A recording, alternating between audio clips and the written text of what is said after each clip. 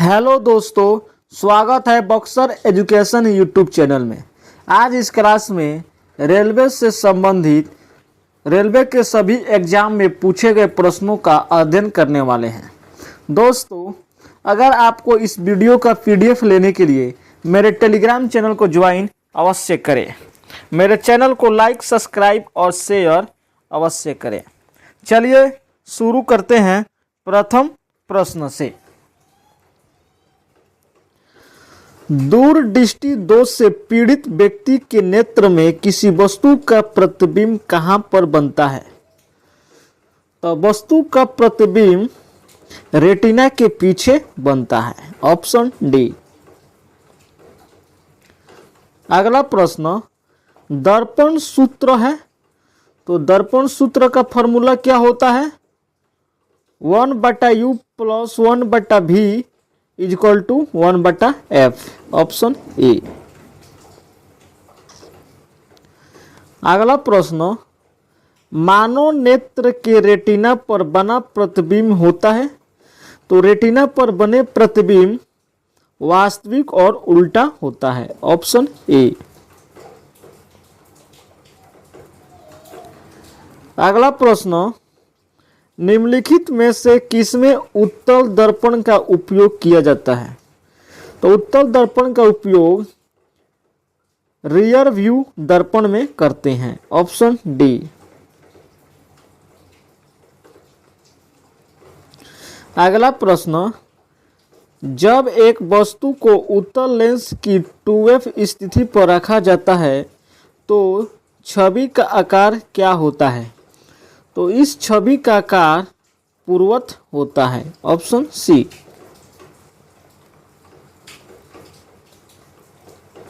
अगला प्रश्न, निम्नलिखित में से कौन सा कथन सत्य है? तो कौन सा कथन सत्य है दोस्तों, बताइएगा। वक्रता त्रिज्या फोकल लंबाई के दुगुने के बराबर होती है। Option B.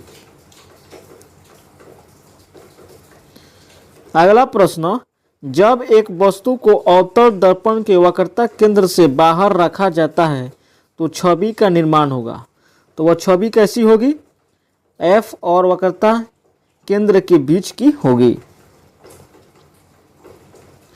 अगला प्रश्न, जब किसी वस्तु को एक अवतल दर्पण के अनंत पर रखा जाता है तो उसका प्रतिबिंब निर्मित होता है, तो इसका प्रतिबिंब फोकस पर निर्मित होता है। Option A.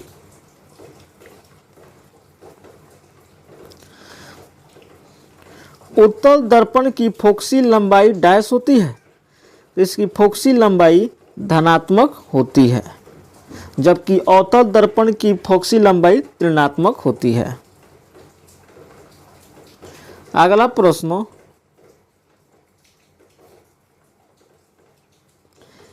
किस स्थिति में एक अभिलंबित किरण, आपतित किरण और परावर्तित किरण सभी एक ही सतह पर होते हैं?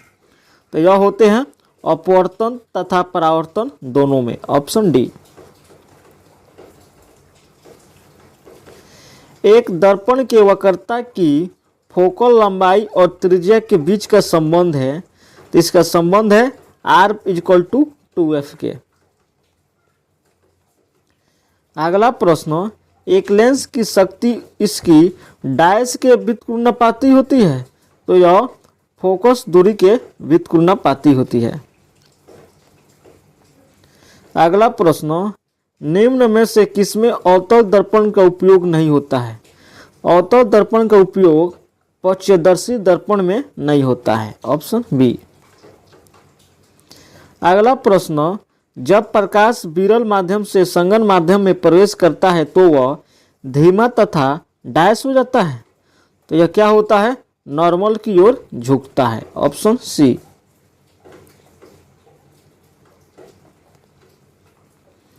अगला प्रश्न, किसी वस्तु का प्रतिबिंब उसके वास्तविक आकार का प्राप्त करने के लिए वस्तु को उत्तल लेंस के सामने कहाँ रखा जाना चाहिए? तो वस्तु को उत्तल लेंस के सामने 2f1 पर रखा जाना चाहिए। एक लेंस की पावर 2.5 डायोप्टर है तो उस लेंस की फोकल लंबाई क्या होगी? तो उस लेंस की फोकल लंबाई 0.4 मीटर की होगी। अगला प्रश्न, किसी माध्यम की प्रकाश को परावर्तित करने की क्षमता को इसके डायस के द्वारा भी व्यक्त किया जाता है, तो इसे प्रकाश घनत्व के द्वारा व्यक्त किया जाता है। अगला प्रश्न, यदि एक वास्तविक वस्तु का प्रतिबिंब बनाने के लिए उत्तल दर्पण का प्रयोग किया जाता है तो निम्नलिखित में से कौन सा कथन गलत है? तो गलत कथन कौन है? प्रतिबिंब वास्तविक है, ऑप्शन डी। अगला प्रश्न, एक उत्तल दर्पण के सामने कोई वस्तु रखी हुई है, किस प्रकार का प्रतिबिंब बनेगा? तो इस पर ध्रुव और फोकस के बीच आभासी, सीधा और छोटा प्रतिबिंब बनेगा, ऑप्शन सी। अगला प्रश्न, एक गोलाकार दर्पण और पतली गोलाकार लेंस प्रत्येक में -20 सेंटीमीटर की फोकल लंबाई होती है। ऐसे परिदृश्य में निम्नलिखित में से कौन सा सत्य होने की संभावना है? तो इसमें सत्य होने की संभावना दर्पण उत्तल है और लेंस अवतल है, ऑप्शन बी। अगला प्रश्न, पॉलिश सतह पर प्रकाश की एक किरण सतह पर मिलने के बाद उसी माध्यम में लौटती है, उसे क्या कहते हैं? तो उसे परिवर्तन कहते हैं। अगला प्रश्न, एक गोलाकार दर्पण जिसकी परावर्तक सतह अंदर की ओर मुड़ी हुई होती है कि कहलाता है? तो वह क्या कहलाता है? वह अवतल दर्पण कहलाता है। एक समतल दर्पण के लिए छवि होती है तो समतल दर्पण की छवि आभासी और पार्श्व उल्टी होती है, ऑप्शन डी। अगला प्रश्न, आँख के उस हिस्से की पहचान करें जिससे होकर प्रकाश प्रवेश करती है, तो वह है कॉर्निया। अगला प्रश्न, डायस रंग का विचलन कोण सबसे कम होता है? तो यह लाल रंग का विचलन कोण सबसे कम होता है। अगला प्रश्न, यदि वस्तु को अनंत और किसी अवतल लेंस के ऑप्टिक सेंटर O के बीच रखा जाता है तो अपवर्तन के बाद प्रतिबिंब कैसा बनेगा? तो अपवर्तन के बाद प्रतिबिंब हास्रित और छोटा बनेगा। अगला प्रश्न, निम्नलिखित में से कौन सा आँख का एक विकार है? तो आँख का विकार क्या है दोस्तों? निकट दृष्टि दोष है, ऑप्शन सी। अगला प्रश्न, उत्तल लेंस द्वारा अपवर्तन के बाद 2f2 से परे एक आवर्धित वास्तविक उल्टा प्रतिबिंब प्राप्त करने के लिए वस्तु को कहाँ रखा जाना चाहिए? तो वस्तु को f1 और 2f1 के बीच रखा जाना चाहिए, ऑप्शन बी। अगला प्रश्न, हवा से कांच के प्रिज्म में प्रवेश करने वाली प्रकाश किरणें किस प्रकार की झुकेगी? तो यह अभिलंब की ओर झुकेगी। अगला प्रश्न, अवतल लेंस के मुख्य फोकस पर मिलती हुई प्रतीक होने वाली प्रकाश किरणें अपवर्तन के बाद डायस निकलेगी? तो यह अपवर्तन के बाद मुख्य अक्ष के समानांतर निकलेगी। अगला प्रश्न, दंत चिकित्सक दांतों के आवर्धित प्रतिबिंब देखने के लिए किस प्रकार के दर्पणों का उपयोग करते हैं? तो इसमें अवतल दर्पण का उपयोग करते हैं। अगला प्रश्न, नीला आकाश नीला क्यों दिखाई देता है? तो यह श्वेत प्रकाश में नीले रंग की तरंगदैर्घ्य अपेक्षाकृत निम्न होता है, ऑप्शन सी। श्वेत प्रकाश के निम्न में से किस रंग की तरंगदैर्घ्य उच्च होती है? तो किसकी होती है? लाल रंग की। एक अवतल लेंस के मुख्य अक्ष के समानांतर स्थित वस्तु से निर्गत प्रकाश की किरणें अपवर्तन के बाद लेंस के उसी तरफ किसी बिंदु की ओर झुकती हुई प्रतीक होती है। वह कौन है? मुख्य फोकस, ऑप्शन सी। अगला प्रश्न, किसी दिए गए रंग और माध्यम युग्म के लिए आपतन कोण की ज्या और अपवर्तन कोण की ज्या का अनुपात एक स्थिरांक होता है, यह कौन सा नियम है? तो यह स्नेल का नियम है, ऑप्शन डी। हवा में प्रकाश की चाल कितनी होती है? तो इसकी चाल 3 × 10⁸ मीटर प्रति सेकंड होती है। एक अवतल लेंस की फोकस दूरी 15 सेंटीमीटर होती है। यदि वस्तु को लेंस से 30 सेंटीमीटर की दूरी पर रखा गया है तो प्रतिबिंब की दूरी ज्ञात करें। तो प्रतिबिंब की दूरी कितनी होगी? तो इसकी दूरी -10 सेंटीमीटर की होगी। मानव शरीर के आंतरिक अंगों की छवियां प्राप्त करने के लिए किस उपकरण में अल्ट्रासोनिक तरंगों का उपयोग किया जाता है? तो इसमें अल्ट्रासाउंड स्कैनर का उपयोग करते हैं, ऑप्शन ए।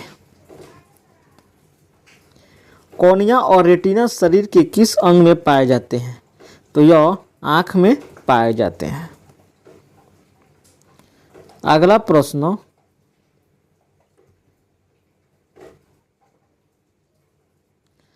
उस लेंस की क्षमता ज्ञात कीजिए जिसकी फोकल दूरी 1 मीटर है। तो लेंस की क्षमता 1 डायप्टर हो जाएगी। अगला प्रश्न, इनमें से किसमें ऑप्टिकल लेंस नहीं होता है? तो ऑप्टिकल लेंस स्टेथोस्कोप में नहीं होता है।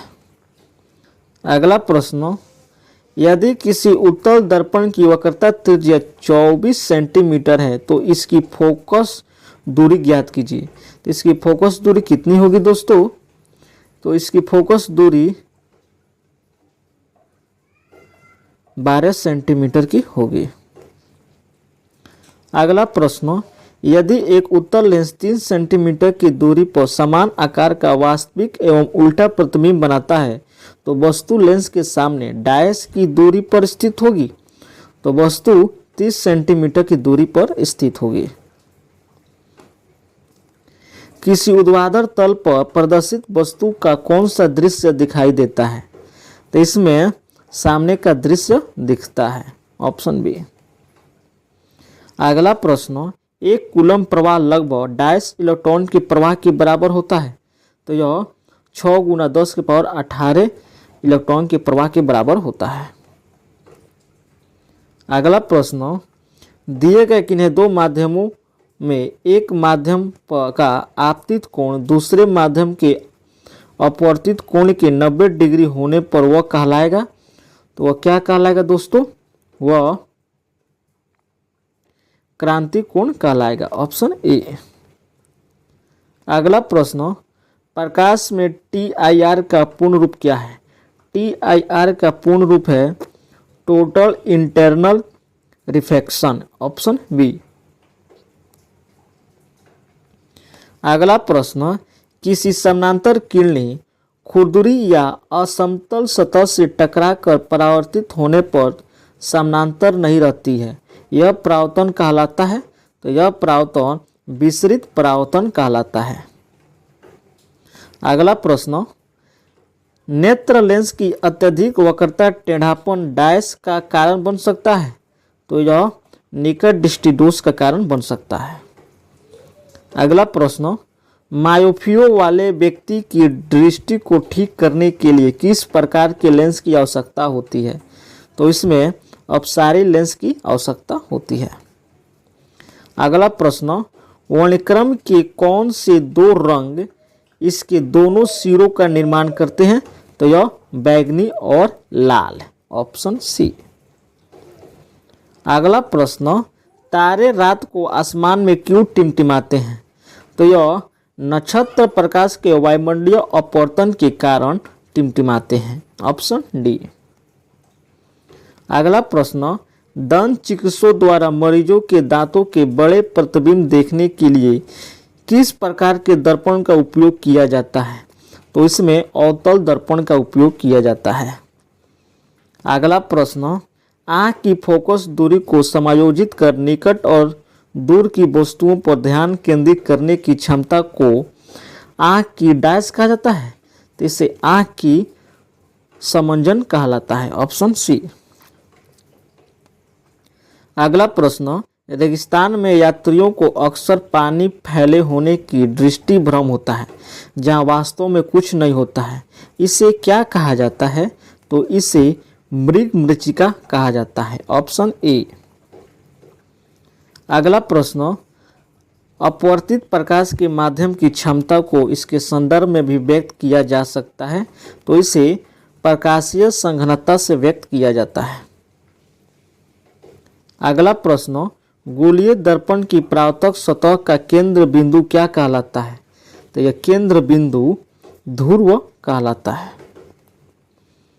अगला प्रश्न, वह क्षेत्र जहां स्रोत से आने वाला पूरा प्रकाश अवरुद्ध हो जाता है तो क्या कहलाता है?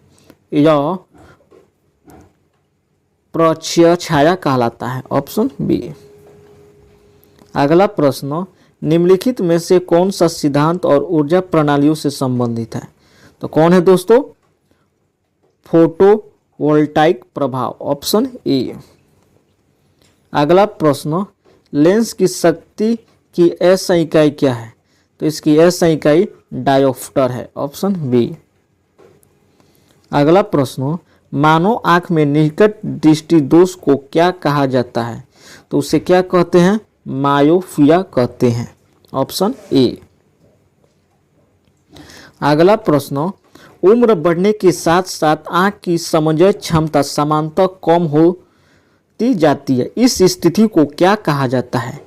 तो इस स्थिति को जरा दृष्टि दोष कहा जाता है। Option A. अगला प्रश्न, दृश्यमान विकिरण की खोज किसने की थी? तो इसकी खोज आइजैक न्यूटन के द्वारा किया गया था। Option C. अगला प्रश्न, एक्सरे की खोज किसने की है? तो एक्सरे की खोज W रोंटगेन के द्वारा किया गया है। अगला प्रश्न, जैसे ही एक साइक्लोट्रॉन में आवेशित कणों की गति बढ़ती है तो क्या होता है दोस्तों इसमें?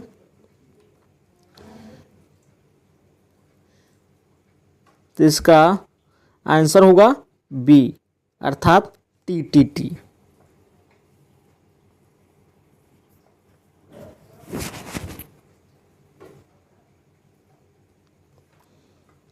अगला प्रश्न, साइक्लोट्रॉन है, तो साइक्लोट्रॉन क्या है दोस्तों?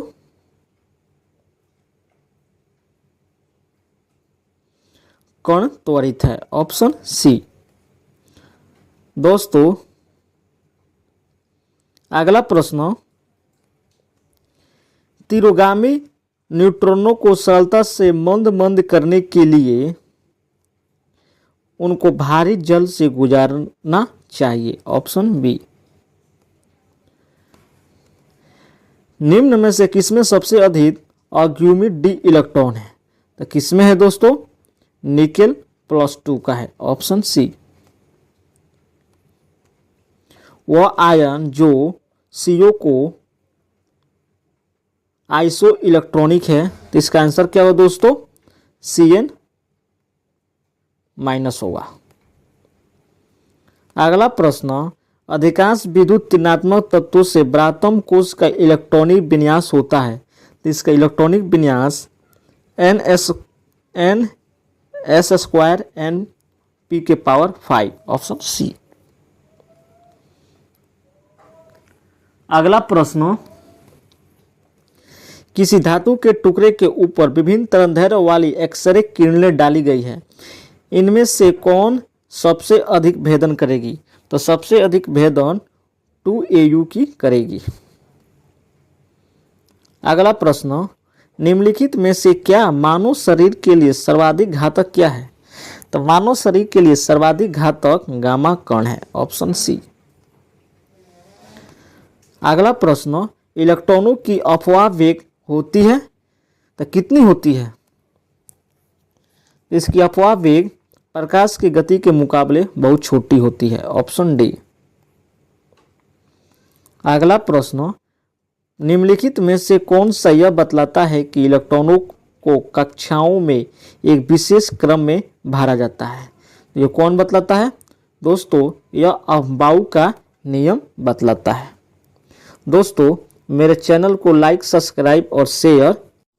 परीक्षण करते समय पीले प्रकाश के आपतित विकिरण समान प्रबलता के साथ बैंगनी प्रकाश के विकिरण के साथ प्रतिस्थापित किए जाते हैं। इसका परिणाम क्या हो दोस्तों? उत्सर्जित इलेक्ट्रॉनों की गति ऊर्जा में वृद्धि प्रकाश विद्युत धारा में किसी भी बदलाव के बिना होगा। Option C. अगला प्रश्न, एक इलेक्ट्रॉन में कितना ऋणात्मक आवेश होता है? तो इसमें 1.6 गुना 10⁻⁻19 कूलम का होता है। अगला प्रश्न, कैथोड किरण प्रयोग पहली बार किसके द्वारा किया गया था? तो यह पहली बार जे थॉमसन के द्वारा किया गया है। दूसरे आवर्त में इलेक्ट्रॉनों की संख्या कितनी होती है?